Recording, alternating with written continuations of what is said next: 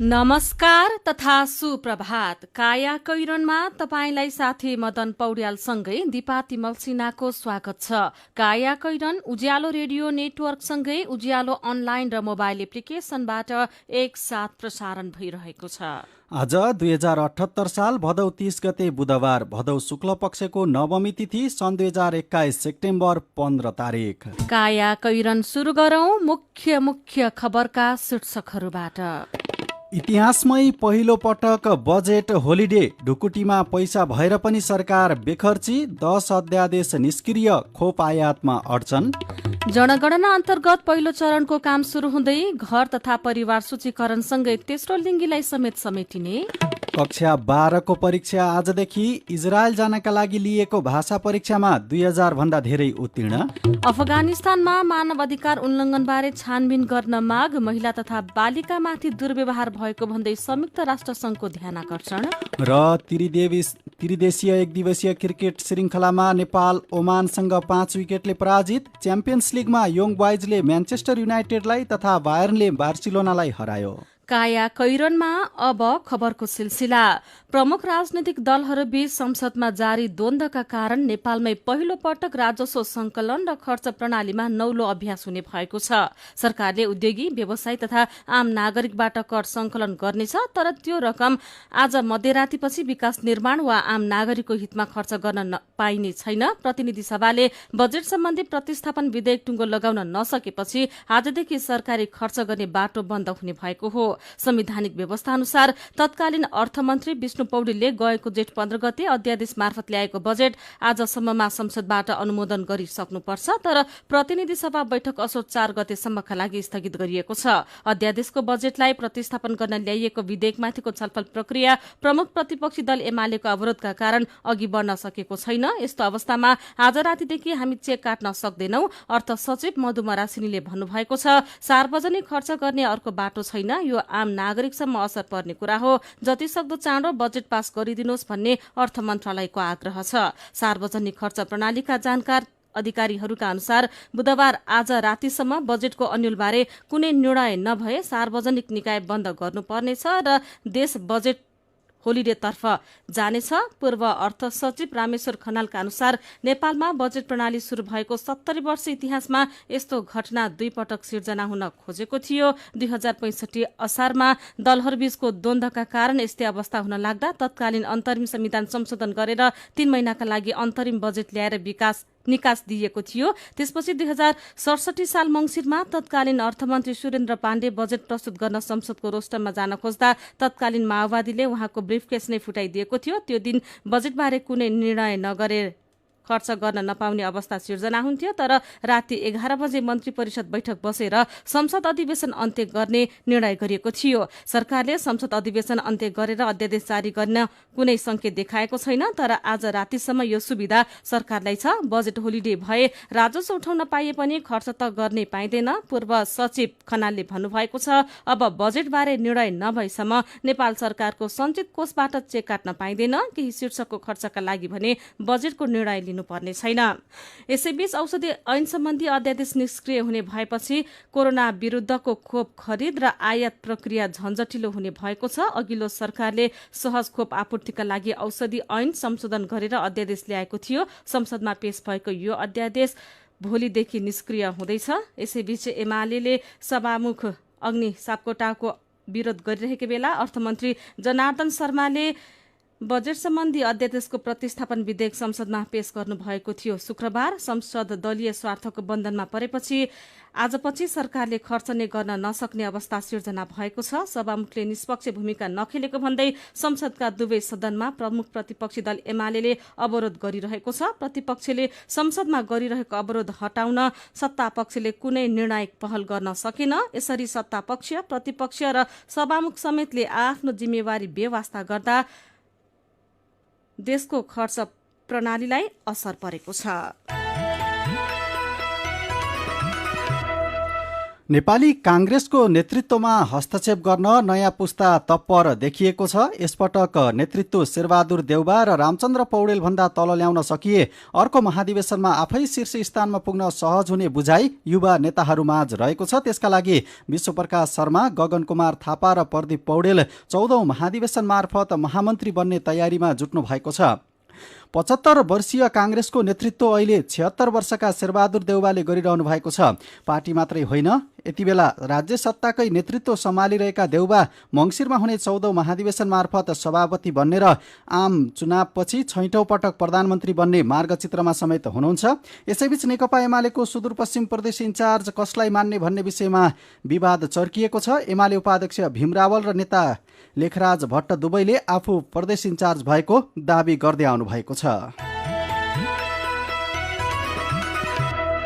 12औं राष्ट्रिय जनगणनाको पहिलो चरण अन्तर्गत आज घर तथा परिवार सूचीकरण शुरू हुँदैछ। त्यसका लागि केन्द्रीय तथ्याङ्क विभागले 8500 सुपरिवेक्षक खटाएको छ। सूचीकरणमा घर परिवारमा अक्सर बसोबास गर्ने सदस्य महिला, पुरूष र यौनिक तथा लैंगिक अल्पसंख्यकको संख्या समेत भरिनेछ।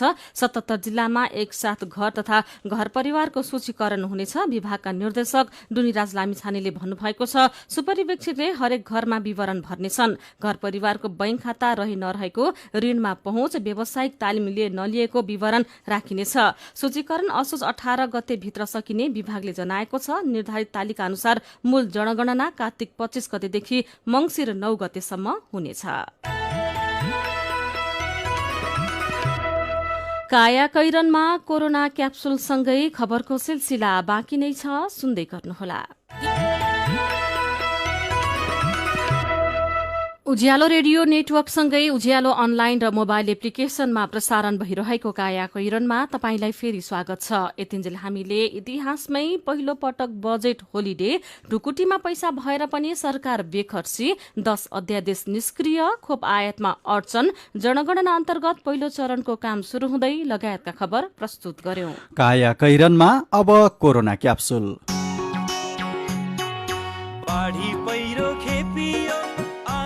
नमस्कार, म कृष्ण ताम्राकार। कोरोनाको यो 98औं क्याप्सुल हो। आजको क्याप्सुलमा 3वटा डोजहरू छन्। आजका डोजहरू कोरोना रोकथामका लागि काठमाडौँको कीर्तिपुर नगरपालिकाले सुरु गरेको मास्क अभियानको जानकारी दिन तयार पारिएका छन्। कोरोना क्याप्सुलका आजका डोजहरू दिँदै हुनुहुन्छ कीर्तिपुर नगरपालिकाका मेयर रमेश महर्जन।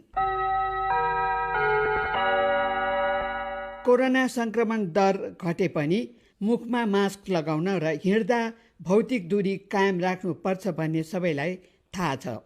तर मास्क लगाउन अल्छी मान्नेहरू अझै पनि धेरै छन्। त्यसैले कीर्तिपुर नगरपालिकाले मास्क लगाउन मन नगर्नेहरूलाई रोक्न नयाँ अभियान सुरु गरेको छ। नगरपालिका क्षेत्रमा मास्क बिना प्रवेश निषेध अभियान। के हो यो अभियान? थाहा पाउन सुनौ कोरोना क्याप्सुलको पहिलो डोज।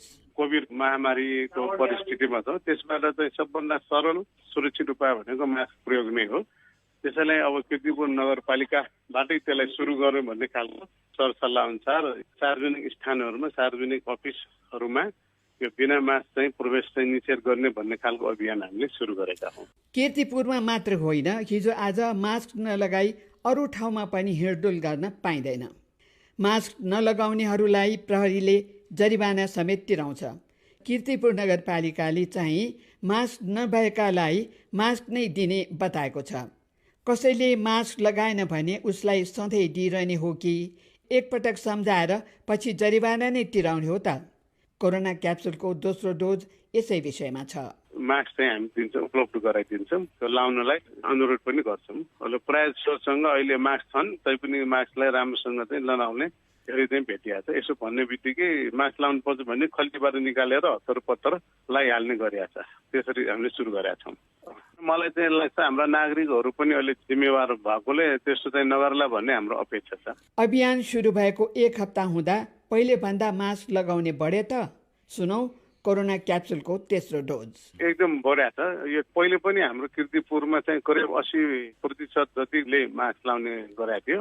अब यो चाहिँ सुरु भएको छ। अब यसलाई चाहिँ अब 2 हप्ता अथवा 3 हप्ता पछि हामी एउटा फेरि र्यान्डम स्याम्पलिङ चाहिँ हामी लिन्छौँ। त्यसपछि चाहिँ थाहा हुन्छ यसको प्रगति कस्तो भएको छ भन्ने कुरो। नगरपालिकाभित्र प्रवेश गर्ने सडक एउटै हुँदा त कसले मास्क लगायो र कसले लगाएन भन्ने सजिलै थाहा हुन्थ्यो। तर कीर्तिपुर नगरपालिका क्षेत्रमा पस्ने अनेक सडक र ठाउँहरू छन्। नगर क्षेत्रमा छिर्ने मानिसले मास्क लगाए नलगाएको अनुगमन चाहिँ कसले कसरी गर्छ त? सुनौ कोरोना क्याप्सुलको चौथो तथा अन्तिम डोज। अहिलेलाई हामीले सबै नाकाहरूमा त्यसरी हामीले गरेका छैन। विशेष त हाम्रो यो बजार एरिया र हामीले अफिसहरूमा हामी त्यो चाहिँ टार्गेट राखेका छौँ। अहिले जहाँ जहाँ हामीले मान्छे साथीहरू खटाइरहेका छौँ उहाँहरूले नै त्यो अनुगमन पनि गर्नुहुन्छ र ठाउँ ठाउँमा हामीले नेपाल प्रहरीको हाम्रो भोलिन्टियरहरू हो उहाँहरू चाहिँ खटिरहनु भएको छ। आजको क्याप्सुलका डोजहरूका लागि कीर्तिपुर नगरपालिकाका मेयर रमेश महर्जनलाई धन्यवाद र कोरोना क्याप्सुल सुन्नुभएकोमा तपाईँलाई पनि धन्यवाद। लौ त कोरोनाको अर्को क्याप्सुलमा फेरि भेटौँ।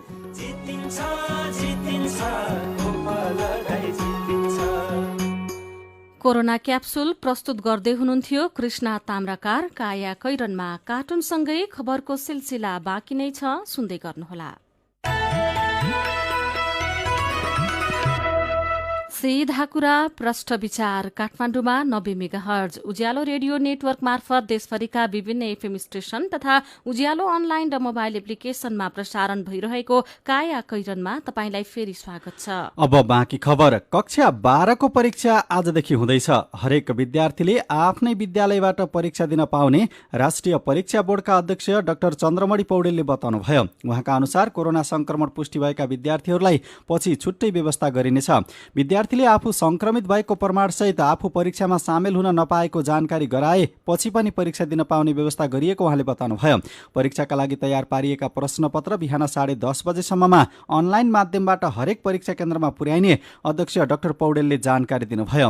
यसैबीच इजरायलमा केयर गिवर सम्बन्धी रोजगारीका लागि सरकारले लिएको अंग्रेजी भाषा परीक्षामा 2039 विद्यार्थी उत्तीर्ण भएका छन्। भाषा परीक्षामा उत्तीर्ण भएकाको असोज 1, 2 र 3 गते बिहान र दिउँसोको समयमा उचाइ र तौल नापिनेछ। यसमा उत्तीर्ण हुनेहरूको असोज 4 गतेदेखि 9 गतेसम्म अन्तर्वार्ता हुनेछ। यो नतिजा व्यक्तिले फारम भर्दा विभागको वेबसाइटमा बनाएको आइडीमा उल्लेख गरिनेछ। त्यही प्राप्त अङ्कका आधारमा विभागले परीक्षार्थीहरूलाई छनौट गर्नेछ। छनौटमा परेका व्यक्तिहरूसँग सम्झौता भएपछि उनीहरू इजरायल जान पाउनेछन्।